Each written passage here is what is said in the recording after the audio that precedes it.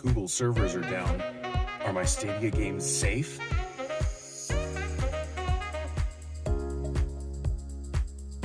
Everybody, Mickey here with Aficionado Tech. Just FYI, I'm shooting on my Pixel 5 today, so if you're wondering about video quality or audio quality, this is it.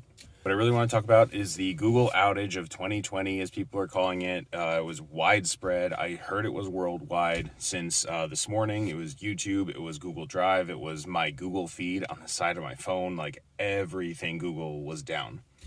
And I know so many people are going to be making videos now. You don't own Stadia games. If Google's servers go down, you can't play. Oh no. But I have a couple things to say about that. Number one, yes, you do own the games.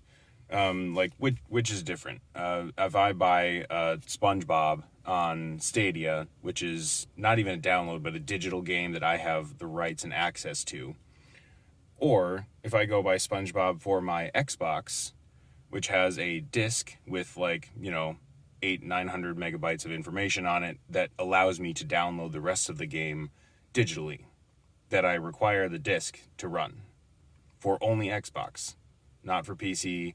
It's nowhere if I have to sell my Xbox because I need money. If something happens where I just don't have one for now, if I'm gone somewhere where I didn't bring it with me, I can't play it.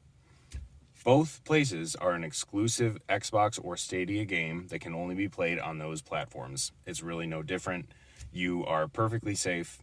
Google is a multi-billion-dollar company, one of the largest in at least the United States, if not the world.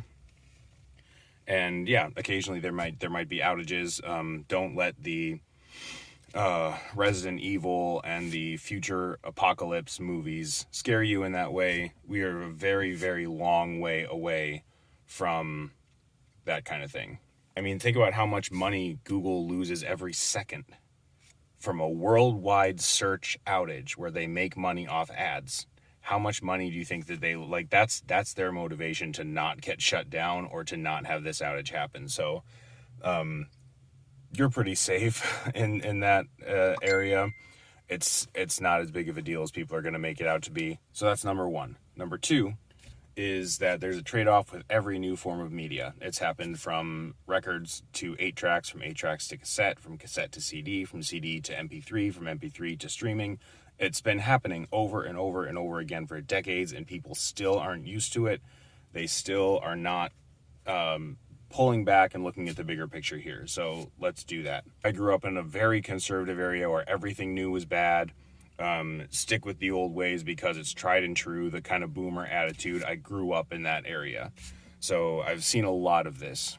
Moving to something new is a change. People don't like change for whatever reason. 2, it usually requires new hardware. So like in my car right now, I have a cassette player because it's a 2005 and it has a CD too, but I don't have either of those right now. It doesn't have an audio jack, none of that. So going from CD tape player to an audio jack would obviously require money. You have to buy the new radio. You have to buy the new device that uses the audio jack versus just a CD or a tape, that kind of thing. So that's why people don't like it. It also comes with some different security things, which in this case is very important. So going from a cassette to a CD, you could rip the CD onto the computer, right? With a tape, you can't do that. So there's, along with all that new hardware, there's the added security risk there's the added piracy risk, there's the new laws, there's all that stuff that has to be done. Some people look at that, usually the majority in my experience, and say it's too much work, don't do it, it's new, it's never gonna work, and then 5 years later it works fine and everyone's happy. So that's the experience I've seen over and over again. I'm only 29 years old, but that's what I've seen. I see the same thing with Stadia happening. PC spec kings can't brag about how big their graphics card is, or how much noise it makes, or how much cooling they need to power their giant machine, like that sort of attitude. The Xbox people can't have their physical media, which they actually don't have anyway, but don't tell them that because the disc doesn't run the game. They have to download the game after they put the disc in, so therefore the game's not on the disc. because a disc doesn't hold 120 gigabytes worth of a game. So they already don't have their physical media, but that's GameStop and the physical media industry is keeping that alive because they make money off of it, but they already don't have it. So there's that. But once you get past this, I mean, with Stadia, there's no physical thing, so it feels a little less secure. There's more security you have to go through to make sure people aren't stealing things or hacking into your account, which shouldn't really be a thing because it's Google and they're like, I mean, top end security. So there is a lot of that kind of thing. So it's just getting used to a new medium. Don't get all concerned about it. Don't worry about it. We'll be there soon. Stadia's only been out for a year. But keep playing, keep having fun. Don't worry. It's going to happen just fine. Don't panic.